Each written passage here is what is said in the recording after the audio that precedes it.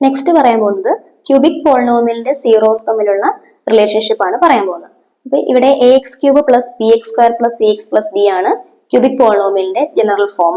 ഇതിന്റെ സീറോസ് ആയിട്ട് നമ്മൾ എടുക്കുന്ന alpha, beta and gamma. Let alpha, beta, gamma are zeros of the cubic polynomial. Then alpha plus beta plus gamma is equal to minus B by A. Alpha, beta, gamma ഈ cubic പോളിനോമിയലിന്റെ zeros ആണെങ്കിൽ alpha plus beta plus gamma എന്തായിരിക്കും? Minus B എന്ന് പറയുന്ന X സ്ക്വയറിന്റെ coefficient divide by A എന്ന് പറയുന്ന X ക്യൂബിന്റെ coefficient. Alpha plus beta plus gamma is equal to minus B by A. Next alpha into beta plus beta into gamma plus gamma into alpha is equal to C by A ആയിരിക്കും. C എന്ന് പറയുന്നത് ഈ എക്സിന്റെ coefficient ആണ് C, divided by A എന്ന് പറയുന്ന X ക്യൂബിന്റെ coefficient. Next alpha into beta into gamma എന്ന് പറയുന്നത് മൈനസ് ഡി ബൈ എ ആയിരിക്കും.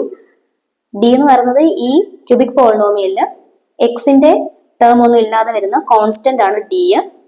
Minus D divided by A എന്ന് പറയുന്ന എക്സ് ക്യൂബിന്റെ coefficient. Alpha into beta into gamma is equal to minus D by A.